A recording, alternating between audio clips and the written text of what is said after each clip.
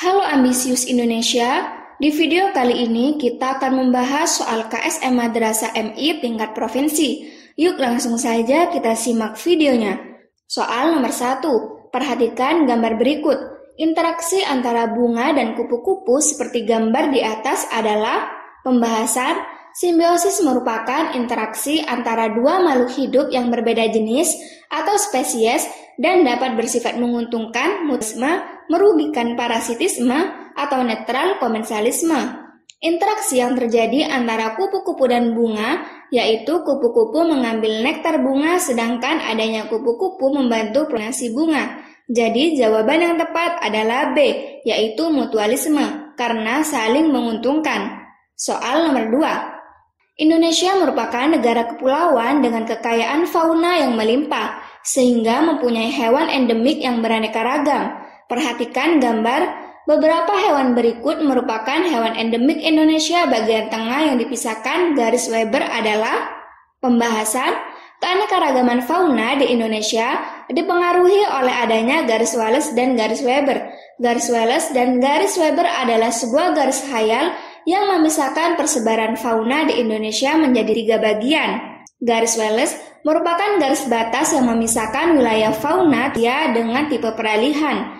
Garis ini membentang dari Selat Lombok menuju Selat Makassar dan berakhir di Filipina bagian selatan. Sementara itu, garis Weber adalah garis batas yang memisahkan wilayah fauna tipe peralihan dengan tipe Australis. Garis ini membentang dari Laut Arafuru menuju Laut Banda dan berakhir di Laut Maluku. Wilayah yang meliputi fauna bagian tengah yakni Pulau Sulawesi, Kepulauan Maluku, dan Kepulauan Nusa Tenggara.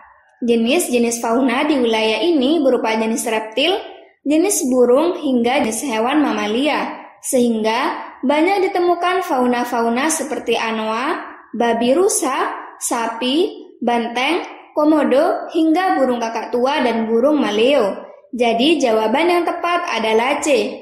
Soal nomor 3, perhatikan grafik kerja enzim berikut.